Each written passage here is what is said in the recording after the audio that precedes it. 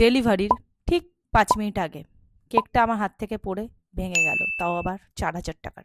Hello everyone, আমি শ্রুতি চলে এসেছি সৌরতিস কেক অ্যান্ড বেকে তোমাদের সাথে আরও একটা নতুন কেকের ডিজাইন নিয়ে।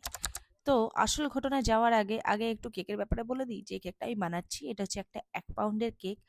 আমার বান্ধবীর বয়ফ্রেন্ডের জন্য কেকটা আমাকে অর্ডার করেছিল, আর আমাকে বলেছিল আমি যেন আমার নিজের পছন্দ মতন কেকটা বানাই।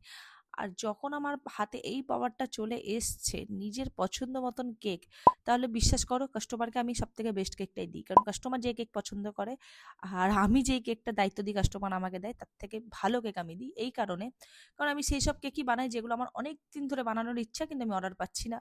কারণ কাস্টমারের চয়েস আমার চয়েস সবসময় সমান হয় না।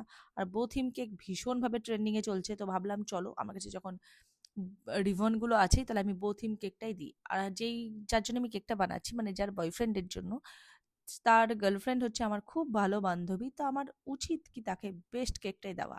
চলো এবার মেন ঘটনায় আসা যাক।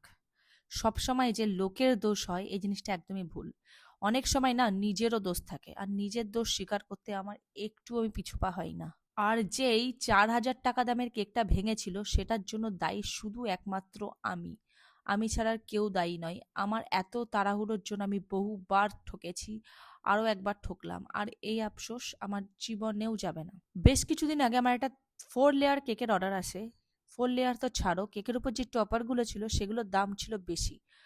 আর আমি কেকটা যখন ফ্রিজে ঢোকাতে যাই তখন কেকটা জাস্ট আমার হাত থেকে পড়ে পুরো ভেঙে একদম গুঁড়ো গুঁড়ো হয়ে গেল। মানে ক্রিম শুদ্ধ, মানে কেকটা তখন পুরো রেডি। তো কেকটা এমনভাবে পড়েছে যে এই কেকটা কেউ না খেতে পেলো, না আমি এই কেকটাকে রেডি করে আবার কাস্টমারকে বা কোনো কিছু করে বিক্রি করতে পারলাম। ঘটনাটা ঘটেছে আমার নিজের দোষের জন্য। আসলে এই গরমের মধ্যে ক্রিমটাকে আমি ভালো করে বিট করিনি, আর সেটা হচ্ছে আমার সবথেকে বড় ভুল। এবার ক্রিম যদি ভালো করে বিট না করা হয় কি হয় প্রবলেম, কেকটা আস্তে আস্তে নিচ থেকে বসতে থাকে। কারণ ভেতরে ক্রিম যদি গলতে থাকে তাহলে কেকটা কোনো মতেই ঠিকঠাক থাকে না। আমার এই ক্ষেত্রেও তাই হয়েছিল। আর লেয়ারিং কেকে এইসব জিনিসটা একটু বেশি হয়। আর তাই জন্যই আমার এত দামি কেকটা পড়ে হাত থেকে জাস্ট ভেঙে গেল। আর কাস্টমার আসার টাইমিং ছিল তার ঠিক ৫ মিনিট পর। আমার সেই টাইমে মাথা কাজ করছিল না যে এবার আমি কি করব। তখন ভাবলাম না, কাস্টমারের কাছে আমি সমস্ত কথাটা খুলে বলি, হয়তো কাস্টমার বুঝবে, আর যদি না বোঝে আমাকে টাকাটা রিটার্ন করতে হবে, কারণ দোষটা আমার। কাস্টমারকে আমি বললাম যে এই ঘটনা ঘটেছে, তো কাস্টমার ব্যাপারটা বুঝলো।